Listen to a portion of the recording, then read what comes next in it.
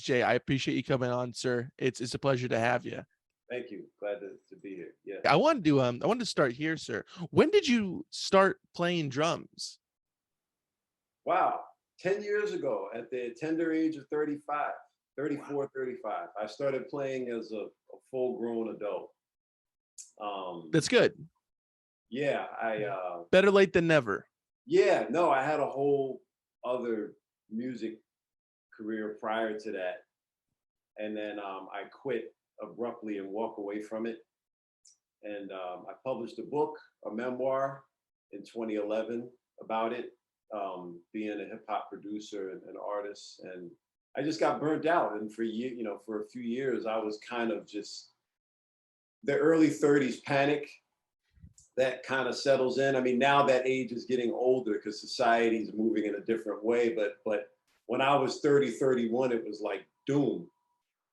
Like this is the age where you get married, have kids, you get a job, you get a raise, you get a promotion. So I'm a late Gen Xer. So like that was kind of in line with the way the boomer life was, where like you got to stop messing around. And my prior career in hip hop kind of imploded, and I just totally lost interest in it. I hated it at the end, and I left. And I was doing a series of odd jobs between 2008 and 2009, 10, like all those years, I was pretty much odd jobbing a lot and writing my memoir. And then I published a memoir in 2011, and the memoir was actually more successful than my music was. Like the memoir got like written up in like AV Club and Spin and LA Times and Questlove, and all these people talked about it, and it got all these accolades. And then people started going back, looking through the old catalog, but I really didn't have any interest in doing that full throttle again.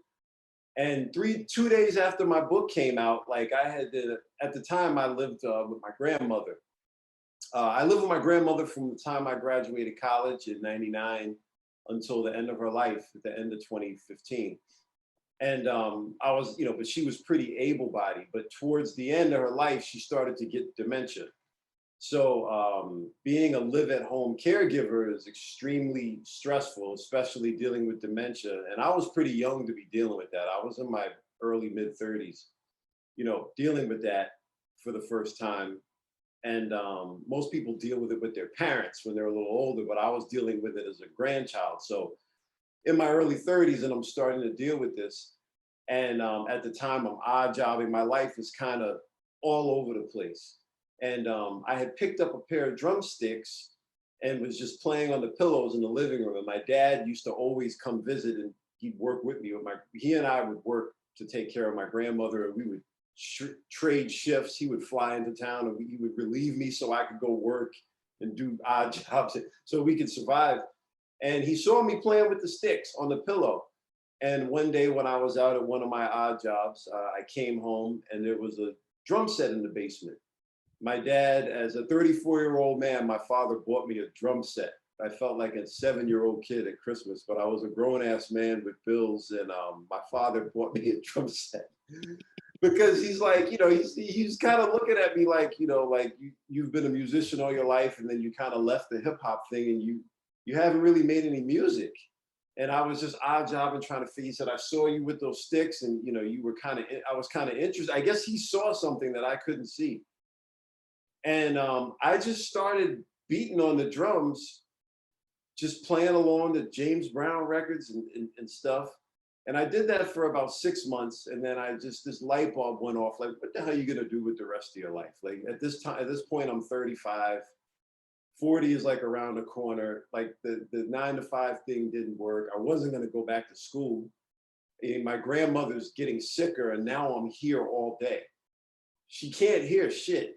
So it's like, you might as well beat up on those drums all day long while you're here. So the home health aides would come, and I would work with them. And every day from 11 to 5 for 3 straight years, I practiced 6 hours a day, every single day from 11 to 5 to keep my sanity. Because my grandmother was like, she had dementia, she was getting sicker. And it was, to watch it in real time is kind of unnerving, and I lived here. So it's like a constant job. And the drums were kind of like my safe space. I would go into the basement because it's a house, and I would go into the basement and I would just play for 6 hours. And then I started taking lessons, a lesson here, a lesson there. I started buying theory books and studying. I would go on YouTube and watch things. I would go out and DJ at night.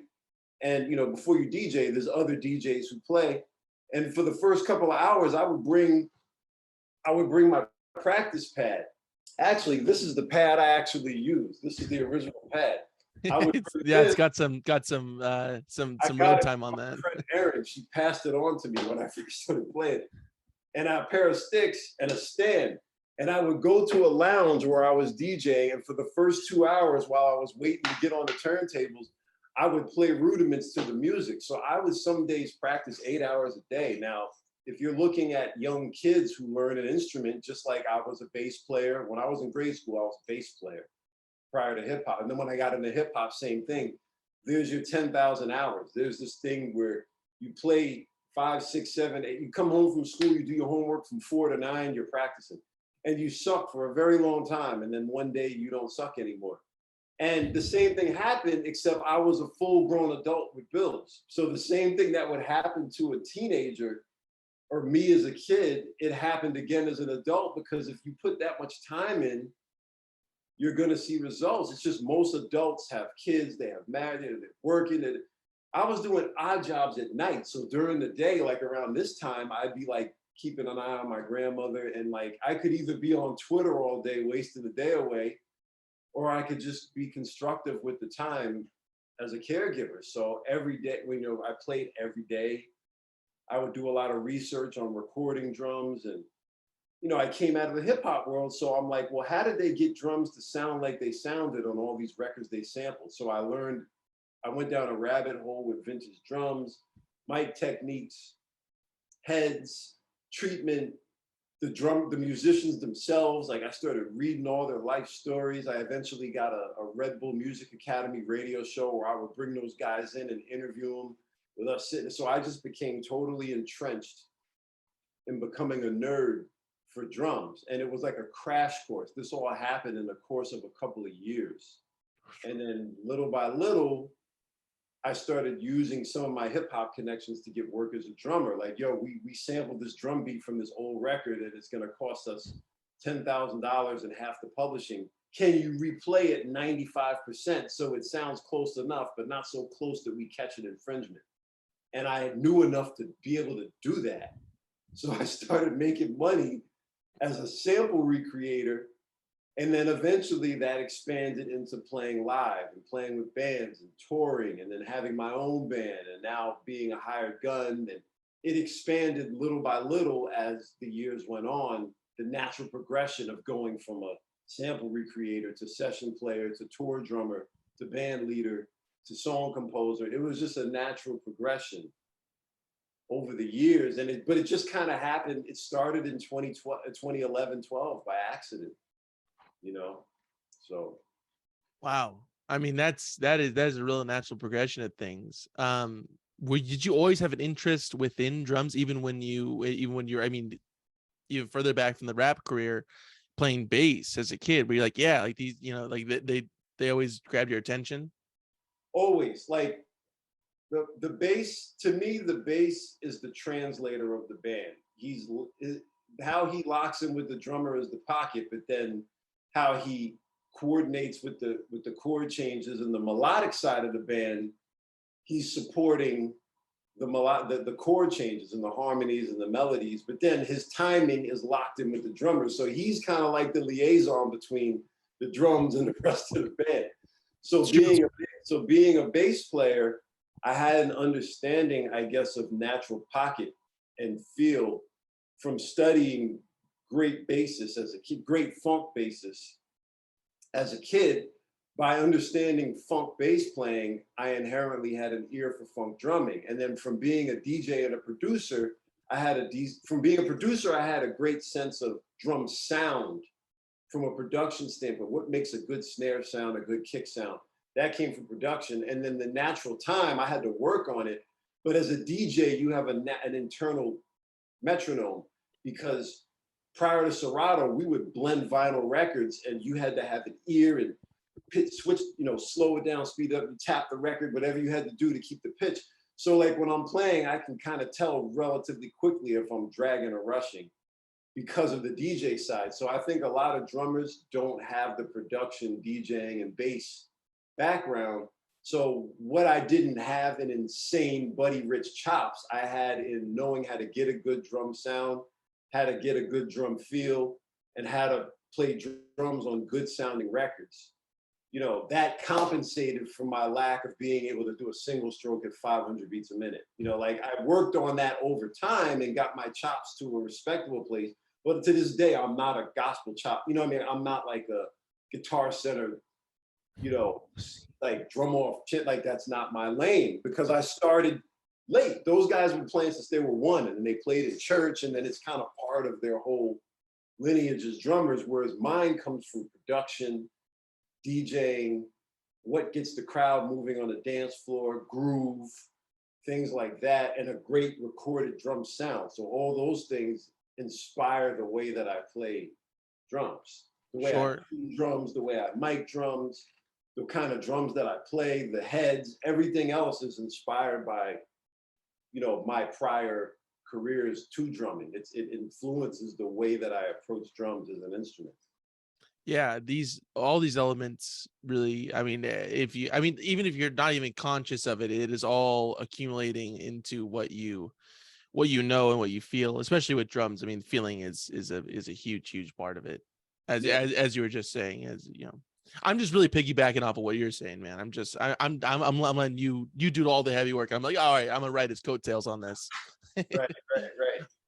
You said you're working in production as well. Was that during the time of rapping or in the middle of like? It was just an all around producer artist thing. Mm-hmm. And that lasted I started in high school, so it probably lasted about 15 years. Then I took those years off, and then I came back and tried to add the drumming to that for a couple of years. But that's when I realized that being a jack of too many trades is a waste of time. So that in 2016, I had my third midlife crisis in 2016. And that's when I hit rock bottom and clean house and started all over with the focus just on drums. Mm-hmm. Yeah.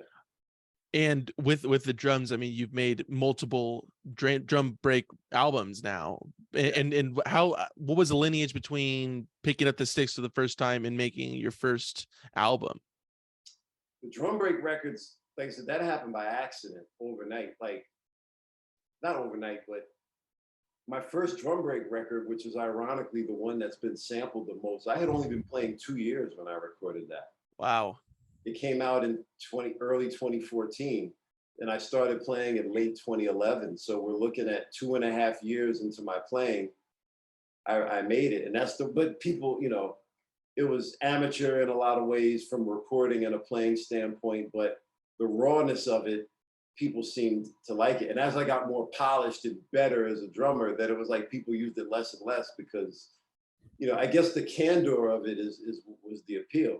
But now, I still do the drum break records, but now I'm deeper into being a session player, like coming in and playing for a Dan Orbach or, Adrian Quisada or Danger Mouse. Like those are some of the people that, recently that I've had a chance to cut stuff for, Just Blaze, people like that. So, now it's kind of like custom work and sessions. The drum break thing is always there, but yeah, you're still just working with kind of like lower level names, like nobody kind of knows yet. I mean, it seems like you're just kind of still building it up a little bit, not quite with like the big names. That's insane. That's really crazy, man. That's nothing to scoff at. I'll tell you that. That is wow. Are you surprised with the amount of attention that has garnered over? I mean, because we're looking at what 12 years now, roughly, since 2011, picking up the drums initially. I mean, that's a lot of progression within those couple of years there. Yeah. Does that astound you? Like when you take a step back, you're like, wow, like this is just, I mean, this really just came from I mean, as a lot Yeah, of origin stories are, just like beating on some pillows on the couch or the bed or whatever. and this was the actual pillow that was on the couch. Now it's a bed. Wow. But I like how you just have everything. You got everything at your disposal. Actually, these were the pair of sticks I still have. Let me. yeah, yeah, it's a shock to me, man. I mean, I'm not shocked that I was able to develop because I was so terrified of where my life could possibly go on a bad note when I started. Like that fear of like your 40s around the corner and like you don't know where the hell you're like. I was so scared that I knew that my dedication would somehow pull me through. I just didn't know that people would receive it very well because you got to understand something. Like this is something I was thinking about the other day. Any artist who's been around any length of time, especially if you've been around 5, 10, 15 years like I was, the most uncomfortable feeling you can possibly have is when you're self-aware enough to know that everything that you really want to do in your heart musically and what your goal is, where you're trying to go as a musician and an artist, your fan base and your audience is not gonna like it at all.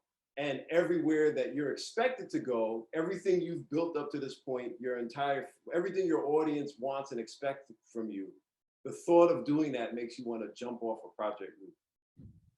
So now you're at this point where this is where I was in 2016. My grandmother passed, like right around my birthday. My personal life was a whole mess. I did South by Southwest that year. I was the drummer and rapper in a group. We got booed off stage, and deservedly so because we hadn't practiced and my heart wasn't in it. I hadn't been on stage as a rap artist in 10 years at that point. And the one time I went back on what my heart was telling me, we got booed off stage because I just wasn't into it. So I'm going through this really dark period. And I just said, you know what? I'm going to start from zero this year. And I came out with my funk band, the Du-rites. We released our first album. I released my final hip hop album. It was so unceremonious to me. I just didn't even care. Like I released it and checked out. I didn't even stop and think about it. I just put it out like it's already at the plant being pressed. As soon as the CDs come, do the Bandcamp pre-orders, get it out, I'm done. And then I started working with, but there was this discomfort because like, where I'm about to go as an artist, anybody who's been a fan of my music, they're gonna be like, he lost his mind. And where I'm trying to go, they're gonna be like, who's this guy? Like he thinks he could come in here and just, play music this in this style, and he used to be a producer. Like, and I just had a feeling that I was gonna have no home. I was gonna be out floating at sea. But there's a relief that comes with that discomfort because it's like now there's no more noise. It's just you and the craft. That's it. You're in control now. Like you already know that the past career is over. You're not going back. You know that no matter what you do, they're going to say, oh, I want you to go back to this. They're going to tag you in TBTs about albums from 17 years. They always do anniversaries on weird 17th anniversary. You know they're going to do that and say it's a damn shame that you're not doing that anymore. You know that's going to happen. It doesn't matter. It's over. So now what are you going to do? It's just you and the craft. And then I realized like, no, this is the best place to be in as an artist because this is how you get your hunger back. You're not being distracted by like, well, I got to please this crowd or this. You just do what you want to do and start from zero. And doing that in 2016 or like 2017, like those early years, looking back, like that's when I made the biggest strides. Like I was hungry, like, and it goes down to just paying those dues. Like being 40 years old, playing Monday night in a bar in the East Village and you make $5 out of the tip jar. I love that shit because I'm not doing what I hated. Like I never liked being a rap artist, like actually performing. I hated it. So I'm like, who gives a fuck I made $5? I had a corporate DJ gig and I was doing studio drum. I had other things to pay my bills, but I had to learn how to tour. I had to learn how to play behind a singer. I had to learn how to get out of my basement and play on a beat up backline kit in a dive bar. Like that's how you learn your skills, by playing in environments where you're not comfortable. I could do anything in my basement. And then if I get into a big venue, or when I started touring, we're playing for 2,000 people at the Regent or at the Hall of Music in San Francisco, or Crocodile up in Seattle, where there's like, it's a bigger room, you know, the nerves would set in. But once I was touring and we had to do that every night, even though the money wasn't great, I felt the nerves go away. And I felt just as at ease in front of 2,500 people as I did in front of my iPhone in my basement trying to make a video for IG. You get this muscle memory. And I had to get that. And the only way I could get that was dropping everything and focusing on that. And I was like, this is a great time to be paying your dues. You know what I'm saying? Because you have things in already, and then eventually I got fired from the DJ gig. But by the time I got fired from the corporate gig, I was already making a living as a drummer.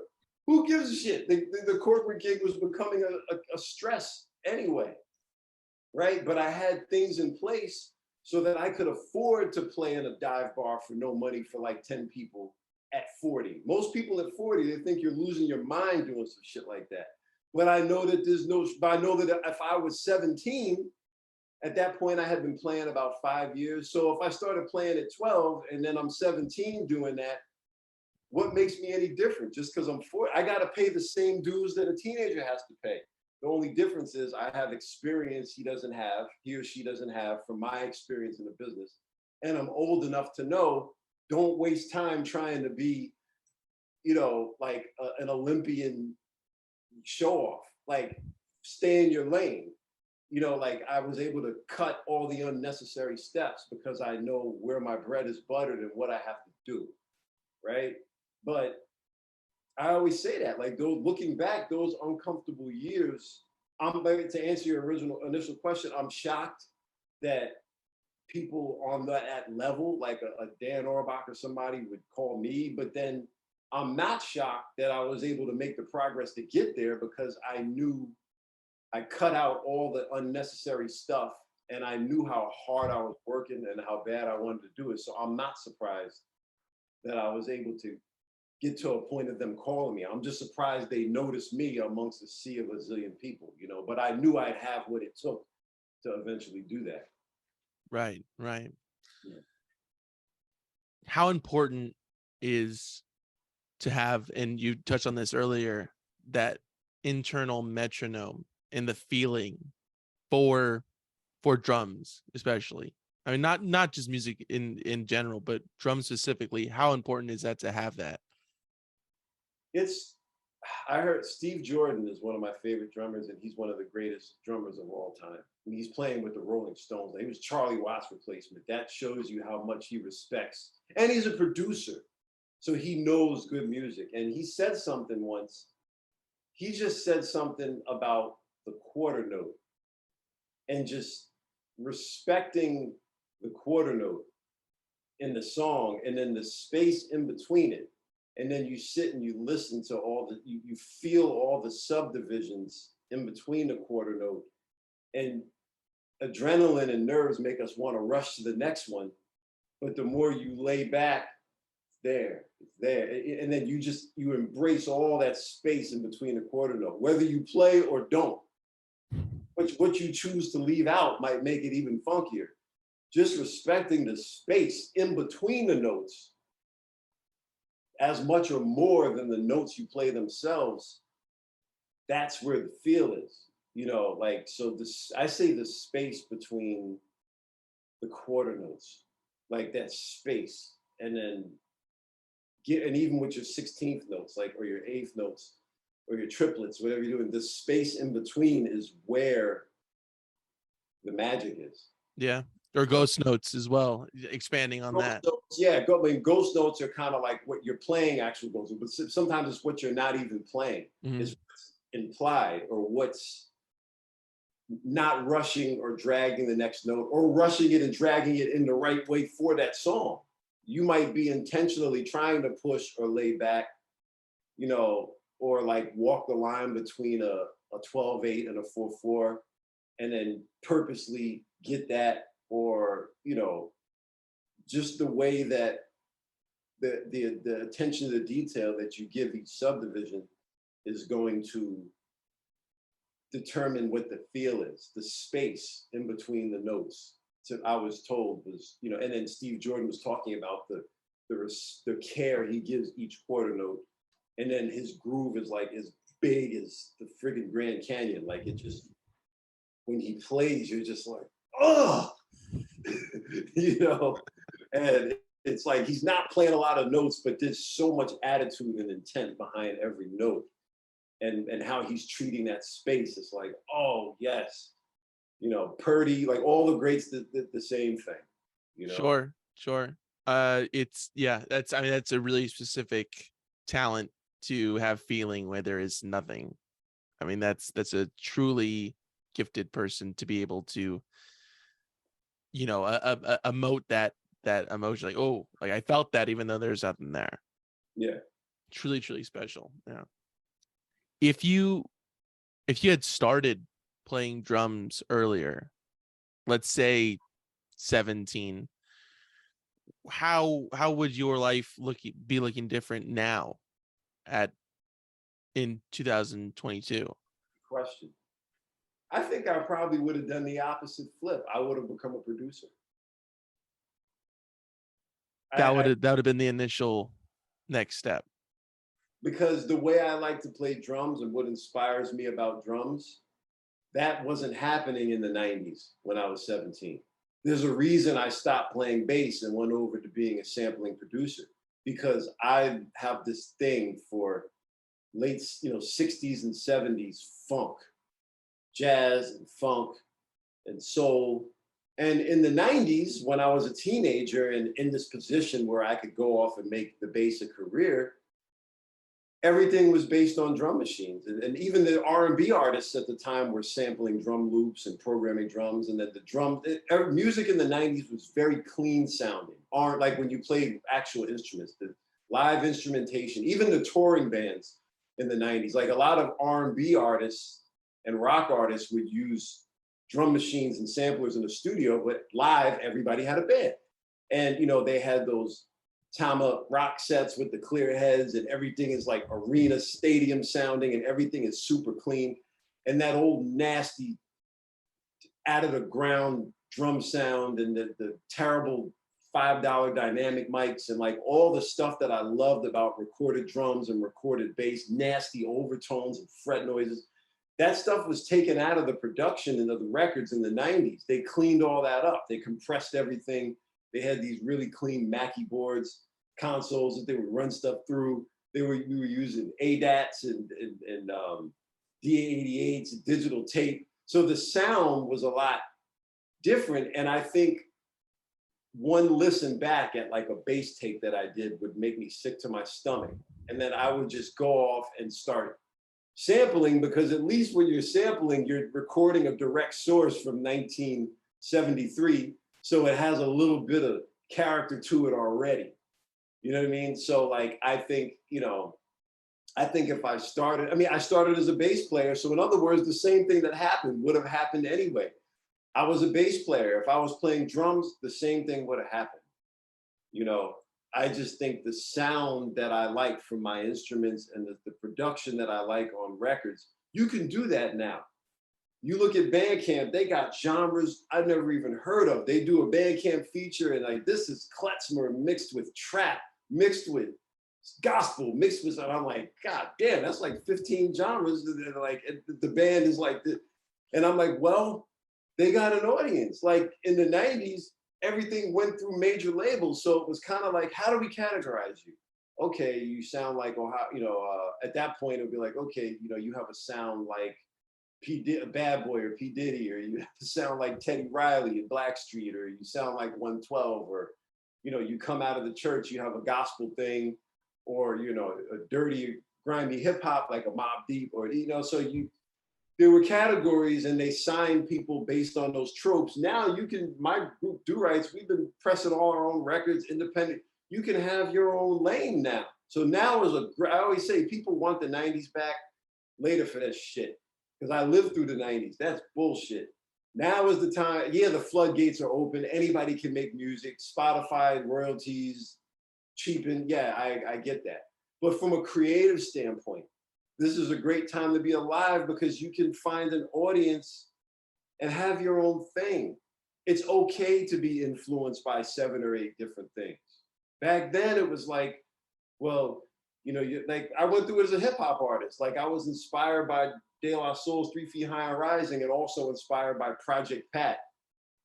You know what I'm saying? Like super foul, crazy, X-rated gangster shit, and then like hippie shit. I liked it all, and I embraced it all. And then they didn't know where to put me as a rap artist. So when I had to get my music on CD back then, CDs to get into Best Buy, you used to have to fill out a form, and they used to say compare yourself to all these artists. Which one check a box? Redman or Eminem or Snoop or T.I. or Ludacris, And it's like, well, I don't sound like any of them. I sound like me. And it's like, well, pick two. So it's kind of like some of those gatekeepers and some of those things have disappeared. And as somebody who's been making music since the 90s, I can look around and say, you know what? This is a good time to be doing it because you can kind of create your own thing. You don't have to do that clean 90s drum sound if you don't want to. People will come to you for your sound because you have a lane. And back then it wasn't really lanes. You just took the best studio musicians and put them in the studio and gave them all the same sound. Now you can not only have your own voice and your instrument, you can have a specific sound. People come to me for my sound too.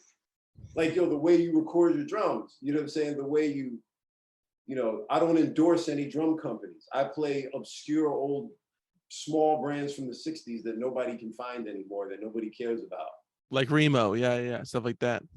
Well, I play a Vox drum set, a Trixon drum set, a Sonor Teardrop drum set. Like, these aren't drums that everybody's using. They stopped making these 50 years ago. Yeah, Zildjian cymbals. Yeah, just stuff that's like really just out there, kind of, so you can't really find them. Well, I know. my best hi-hats cost me $20. Oh wow. No name. I don't know what the name is. I found them in a gas station.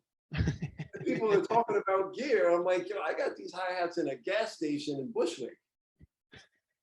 You know what I mean? So it's like, but now you can do that. Whereas in the 90s, we're just going to take the best players and we're going to stick them in an environment and somebody else is controlling the vibe.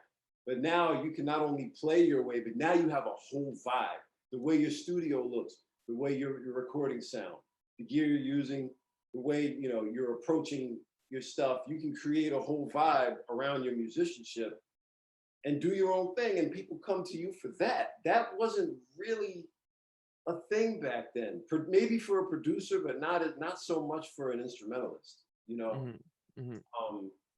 So I think that I think me being able to do what I've been doing is a large part owed to the time we're in, and having social media, having outlets like a Bandcamp, being able to feel like, if this was 2003, like how would I like promote myself?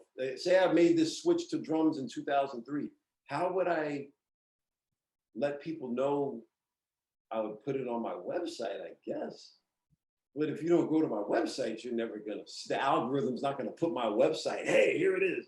It's like, but somebody doesn't know who I am, the algorithm will put it in there.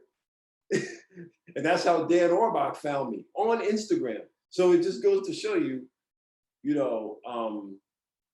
I think that you'll never hear me complaining about the times we're in, because if we were in another time, I don't think I'd be able to, like you said, people being receptive to it. I don't think I would have had that platform in another time.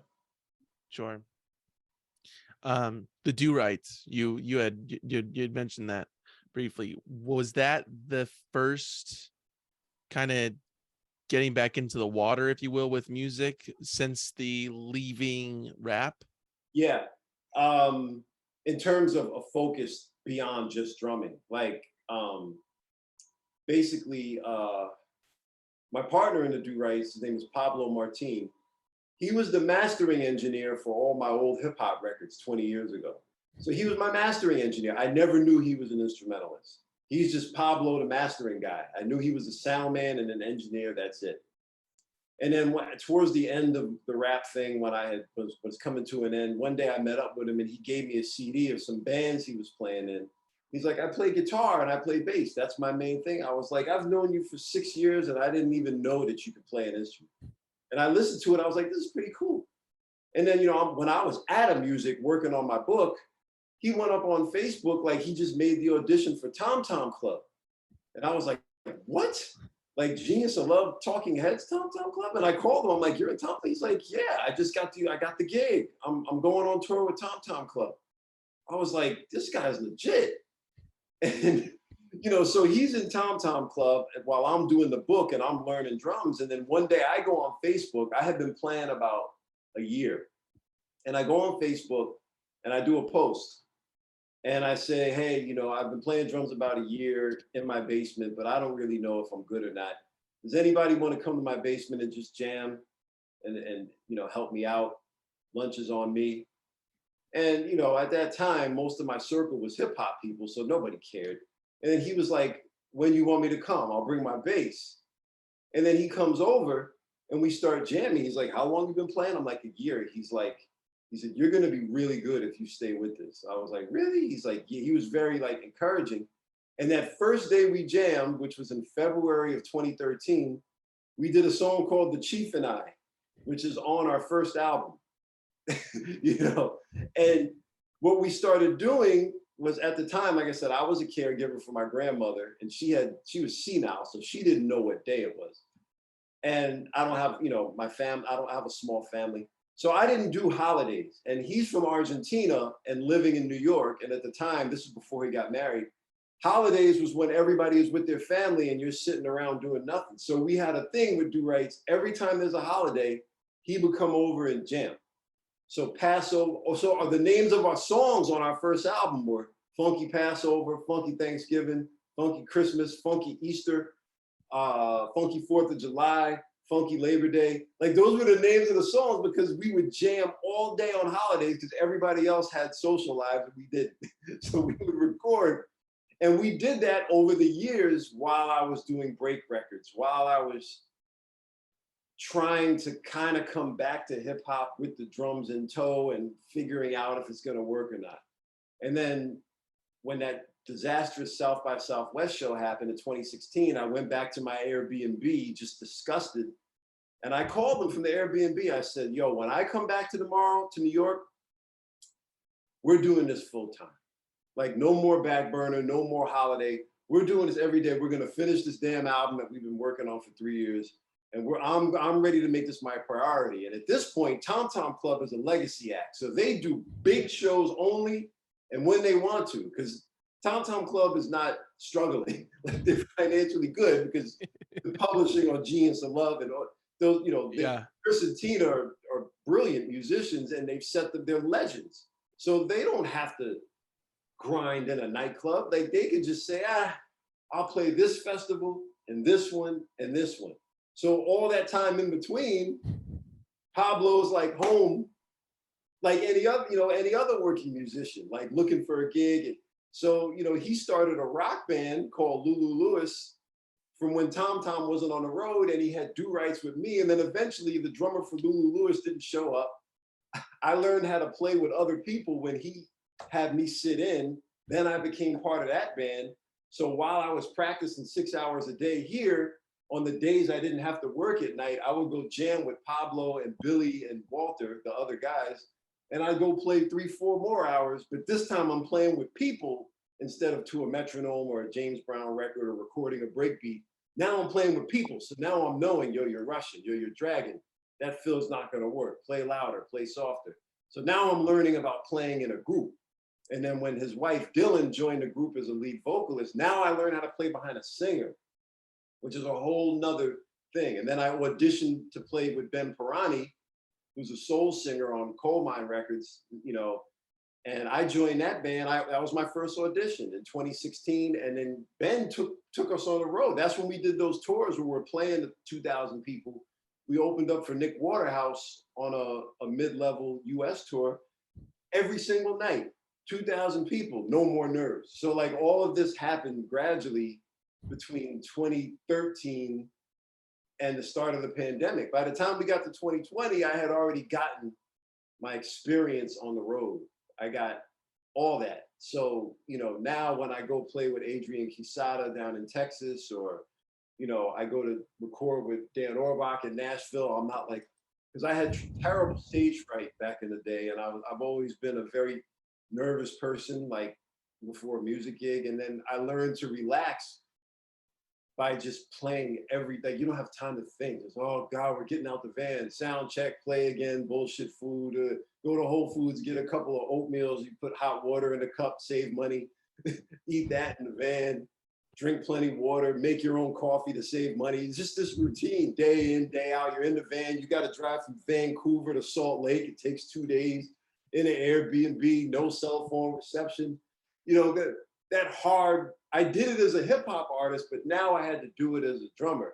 And that's two different sets of dues. I can't use the dues I paid in 2001. They're not redeemable in 2019. You see what I'm saying? Yeah. You can't take currency in Finland and go buy something in Venezuela. You gotta, you know what I'm saying? So paying those dues, like between Pablo and his situations, Ben Pirani and that situation, and then being a session player for Lord Finesse or Dan or Danger Mouse, any of those guys, that's another set of dues. So, and then, paying all those dues. And then Du-rites, like working on my songwriting chops, chord progressions. I write a lot of the songs from the piano. So working on my song, being a songwriter is what's your annuity, because you have a lot of drummers who are famous with the sample, but they didn't write the songs they played on, so they don't get any ASCAP money. So the most sampled musicians a lot of times died broke. But my favorite band is Kool and the Gang. I met their drummer, George Brown, probably the second most sampled drummer in the history of recorded music. And he said, he said, keep doing what you're doing with the drums. You're on a great path. He said, but make sure you learn how to write original songs, because when you're 80 years old, you're not going to want to be out there carrying bass drums around. Learn how to write songs. So with Durites, that was also learning to write songs. And now I actually get ASCAP checks. Like when I was doing hip hop, I never could get over the $100 threshold. So I get like $110 every 3 years, because with all the samples, I couldn't use it on anything. Now we have Do-Right stuff and drum break stuff getting used for sync. And so now I'm realizing, oh, publishing is your annuity as a musician. That's your retirement. I better learn how to write songs. So all of this stuff kind of happened.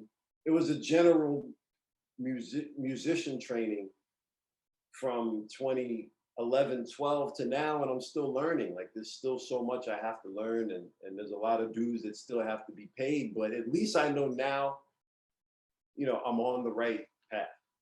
Right. Right. Yeah.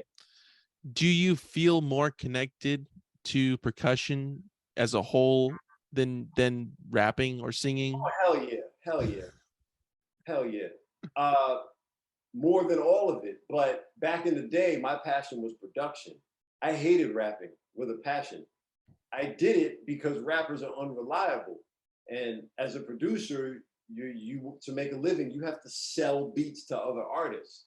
And either they didn't have the budget to pay a certain amount for beats, or I would wait, I would try to get other artists to be on my, and then, you know how it is. You're in the studio, the guy's 6 hours late, smoking weed, drunk, baby's mother this, got in a car accident, got locked up. I mean, I've heard all of it. So eventually I'm like, well, then I'll rap on it, because at least the record will be done. I'm not, this isn't what I want to do, but I'll just do it to complete the record.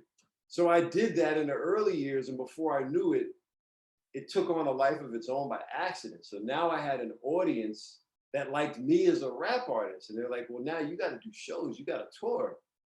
And I was like, I just want to be a nerd in my basement producing, nobody sees me. But now I got to be a persona. I got to be a front man. I created a persona that wasn't really like who I was as a person, because it felt so distant to me. So I created this character, the J Zone character. I used to perform in like a fur coat and, just do all this crazy shit. And I was never a drinker, but during those years, I used to have to get blitzed before a show just to get through it because I'd be backstage like, and then I would just have a couple screwdrivers, and then after the show, I'd be in my hotel like, God, I hate this shit. But people loved it, and you can't show people that you don't love it. Sure. So it takes a lot of energy to, like, you can't be like, yeah, I hate this shit. Oh, by the way, I have a new album coming out next week. You know what I mean? Now I can tell you that because that chapter's closed.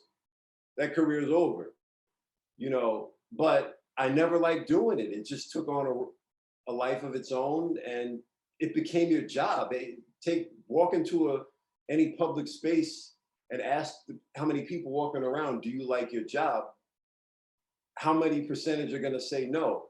And I think people forget that just because it's music or, you know, that you love it necessarily. Like I love music. I loved producing back in the day. I love drumming and composing now. I never cared about rapping, but it was like, if I don't do this, the records won't get done. So after a while, it's like, yo, it's my job. It's not about do I like it or not. It's about do I eat this month or not?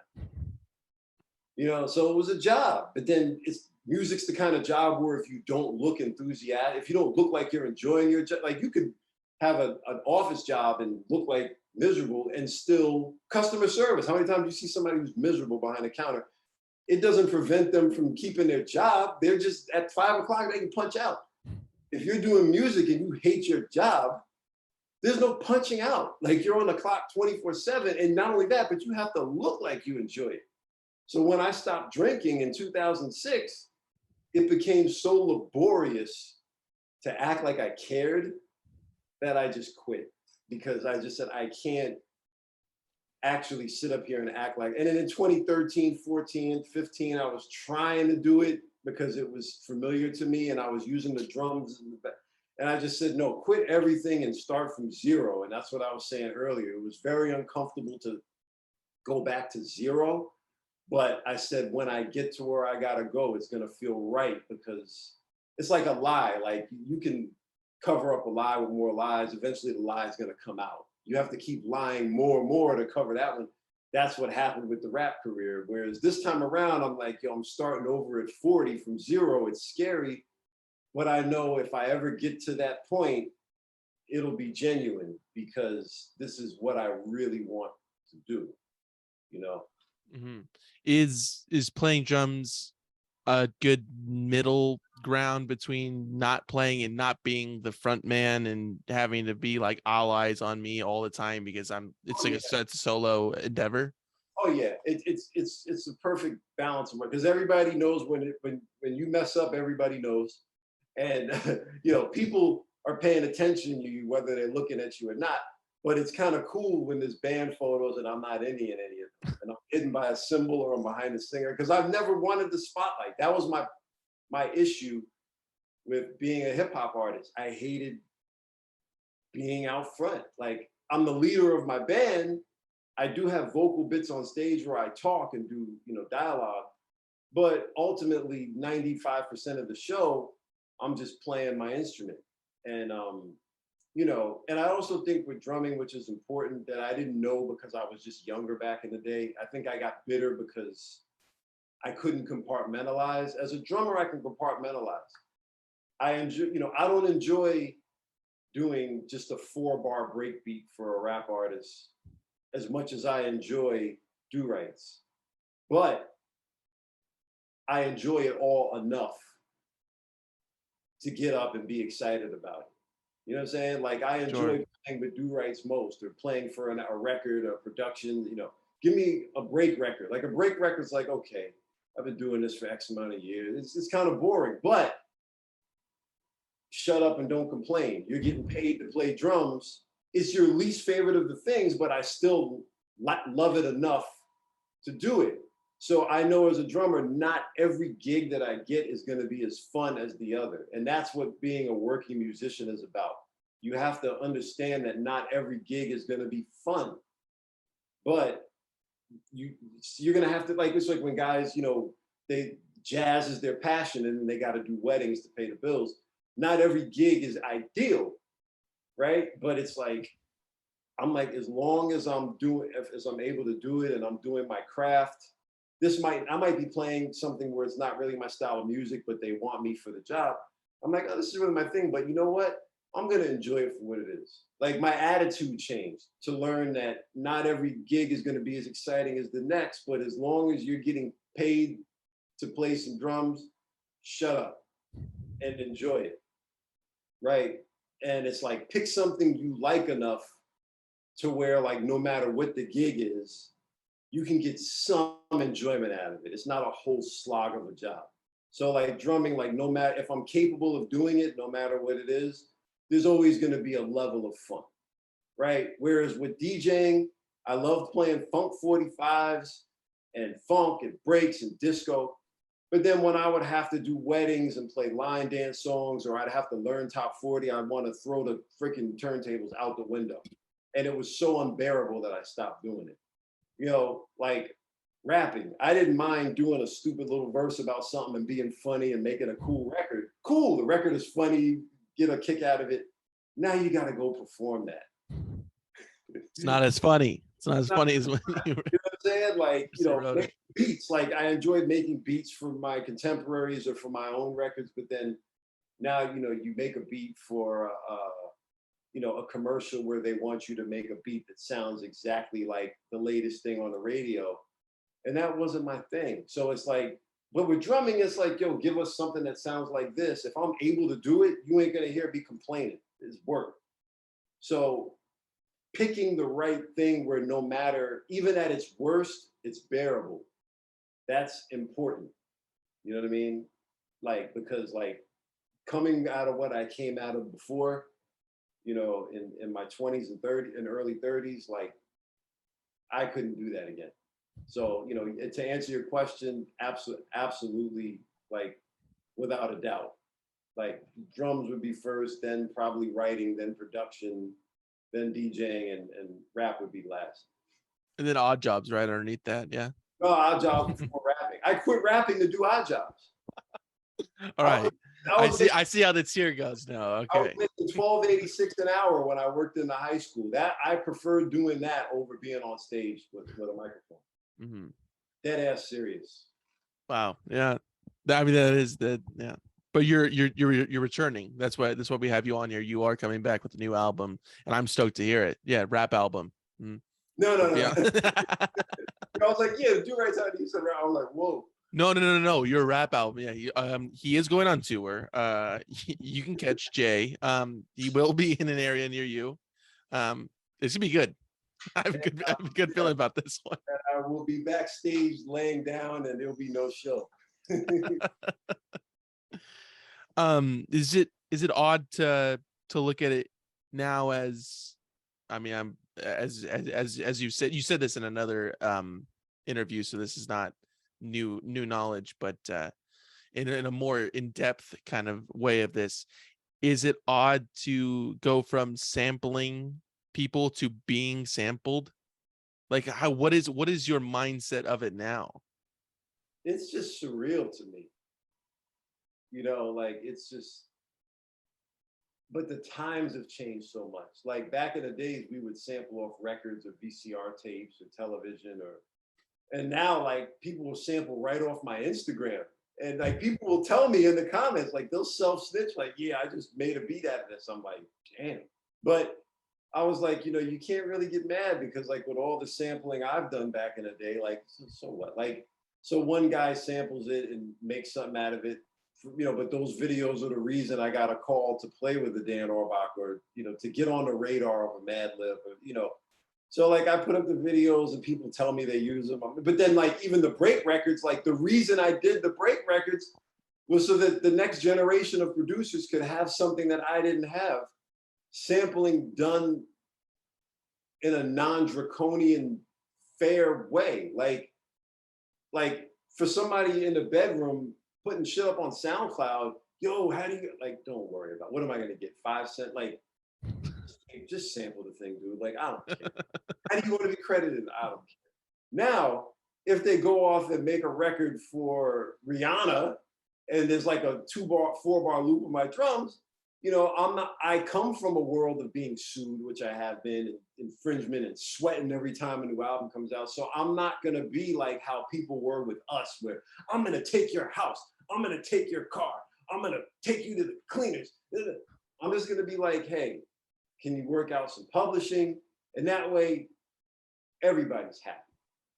I could use the publicity and the publishing. You don't have to pay all your publishing or get sued for 100 grand, and everybody's happy. Like, because a lot of those samples that we used to use aren't even owned by the artists. They were sold, artists sold their publishing to a Warner or a bigger, the masters were bought by bigger companies. And these people are not artists, so they're draconian in nature. They just want to clean up. And that's why sampling was so extreme back then. Like when people wanted to punish you, or just like cease and desist, or if you didn't make a lot of money, they wouldn't really trip. But every once in a while, you get somebody like religious or moral reasons, they would come after you, and it just became crazy. And even then, it was so difficult. You got to reach this person. It cost this much. The negotiations would hold up the album release, and we get delayed. I come from that world, so I'm sympathetic to it. So even though I'm no longer a beat maker or producer, like, I learned to play drums by playing drums for beat makers. So when it comes to that side, I have a little bit more of an understanding. And I know that as a drummer, that could do nothing but help me, especially if they let people know that they got it from me. That's building my portfolio. I have something to gain by being sampled, right? So my attitude is, I work with people. I don't want to like go after people, with a draconian mindset. I go out, I just say, hey, let's work together because we can help each other, and that's, I think, because I have a background in that world and that experience, that kind of informs my attitude when it comes to, and why I even did the break records in the first place. I made them for my old producer buddies, and then it wound up catching on with everybody else, So, yeah, I mean, it's like, sampling is here to stay. So there's just got to be a way to make it fair for everybody. If you're sampled, you deserve to get some money, but then you shouldn't, $1 million for a bar, what I'm saying? Like, it shouldn't, it should be fair and sliding scale based on the success of the record, I feel, Mm-hmm. Right. Yeah. What drives you to continue to make music now in this new kind of revamped energy, if you will, since, I mean, that break from rapping to coming into drums? What continues to push you in this field? I think having a reinvention much later in life and realizing the parallels between that and me getting my first bass at 10 years old, or getting my first sampler at 15. Whenever I get frustrated with something, I just say, remember why you started. And that's something that I never did until recently. Like, just remember what gets you started. Like, go pull up some old Kool and the Gang or James Brown footage and watch Clyde Stubblefield, watch Funky George play, watch Elvin Jones and Max Roach. Pull that up. Look at your Du-rites records and go through them. Think about why you started. And I thought, as simple as it sounds, in my 20s and 30s, I was always so worried about the next record being more successful than the last. I never just stopped and said, why are you doing this in the first place? It was just like, because at that point I was on autopilot. It's like, I'm doing this to get money. Like, I don't even care about this shit. You know what I'm saying? Like 2003, like 4, 5, 6, 7, 8. I'm like, man, I gotta pay bills, man, later if I like this shit or not. But then it's like playing basketball on a torn meniscus. Like, you can keep going, but one day it's just gonna give out. Now your team is losing by 50. You scored 50 points and your meniscus is torn. So you can either take the season off, heal properly, figure it out and come back, or you can keep on going on autopilot, trying to get money, knowing that this ain't right. And then one day you explode and now you can't ever play again. Your knee is blown out for life. You could have stopped. and just come back next season stronger. So that's the difference. Like whenever I feel like I'm getting to that bitter space, which hasn't been happened as much, but if I feel like something's getting me there, I stop and look at 2012, 13, those early years, bringing the pads, studying all the greats, playing downstairs 6 hours. Like I look back, or even 2017 when I purged everything and I was playing Monday nights for $5 in gas. Like, yeah, it sucked money wise, but like think about how excited you were to not fucking be rapping and you're playing drums. And it's like as small of a level it's on, you're carrying your drums through the park to get to the car. There's junkies all over the place. It's Monday night. You know what I'm saying? But it's like, yo, I was living I assumed a whole new identity. And it tripped me out. It's like, yo, my life as a musician is totally different than it was a decade ago. That's crazy. And I remember being like, wow, this is cool. Like, it's totally different than where I was in 2007. Like when I walked off stage in the middle of a rap set, 3 songs in and went home with the crowd still out there, you know? And yeah, man, it's just like, I stop and think about that sometimes. And it's like, okay, this is a temporary roadblock. Just keep going, you know? But that's insight that comes with years and years of making mistakes and years of making wrong decisions and just ignoring the elephant in the room. Like, I don't think I could have been this way. I wasn't this way when I was younger. This is something that comes with age and experience. Sure. Yeah. If it wasn't for drums bringing you back in, what do you think would have been the secondary alternative to drums? I think I would have been in education. I would have been a teacher. That's what I was working towards. I was working in a high school. I was a high school sports reporter. I was working with youth a lot. I was teaching college. I was an adjunct professor at SUNY Purchase, which is where I went to college. So I was doing a lot of teaching. And, you know, the roadblock was, do I invest X amount of thousands of dollars to go back and get a master's? Can I get enough stability and security in a teaching career? Do I love teaching enough to invest all this money in going back to school? And ultimately, I was discouraged by the red tape and the administrative side of education. It made me realize how much dysfunction is actually in school systems. And right around that time, I was writing the book and I got my sticks, and it was like, and I went there. But like, if I didn't have the sticks and it was just a book, I think at some point I would have caved and I would have gone full-time into education, I think. Because my mother was a school teacher and I had experience and I had all my connections outside of music. The only other connections I had were teachers in education. So I would have definitely gone on to be a teacher of some sort. Interesting. Yeah. Well, we're here now, right, Yeah, Jay? right now, yeah. But I wouldn't have come back to music if it wasn't drums. I tried bass, it didn't really stick, you know, to get back into it, you know, but I think I would have left for good if the drums weren't there. Yeah. Gotcha. Jay, I appreciate you sitting down and chat with me. It's an absolute pleasure. But before I cut you loose here, I got some promo I got to get through that I do it at the end of all these episodes. So the Durites, and that's spelled Durites, just so everybody knows. Dash between do and rights. DU-RIT. In a dash. Durites music. Sometimes it's with a dash, sometimes it's not, depending on the streaming service you use. It's streaming everywhere. So go ahead and check that out. It's great. I mean, 6 albums, right? Yeah, So far? number 7 out this fall. Yeah. Whoa. And you can go support them directly at the Durites. Was it music.bandcamp.com? Do I have that correct? Just the Durites.bandcamp.com, but with Durites.bandcamp. no dash to the Bandcamp link. No, that's just full Durites. DURI.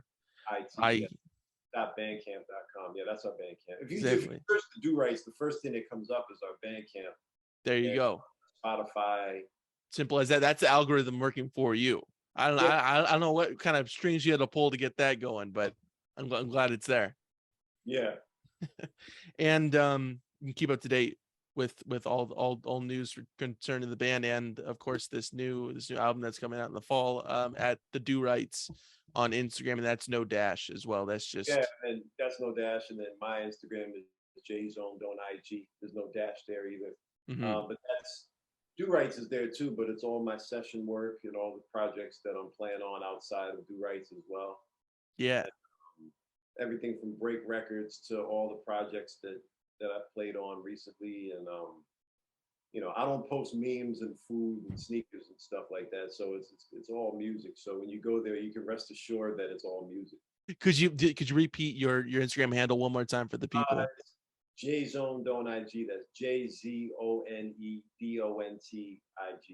And that'll be linked down below. So be sure to go check it out. It's really great stuff on there. So I highly recommend it, as well as your own Bandcamp as well. Is it the best place that people can go support that?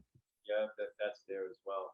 And, jzone.bandcamp.com. That's the best place, and that's where they can find the actual albums, the drum break albums as well. Correct? yeah, I mean the digital is on hiphopdrumsamples.com. If you go there and put J Zone in, all six, I did six of those as well. They're all come up, plus a one-shot library, so really seven. So the digital is there. The Bandcamp was just for the vinyl for the break records, but I'm down to like I only have two titles left on vinyl. So, but yeah, that's where everything is.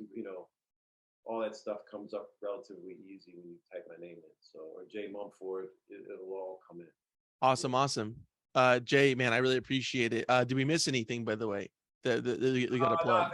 I think we got it all. Okay. All right. Awesome. Jay, you're the man. Thank you so much for coming on, sir. I appreciate it.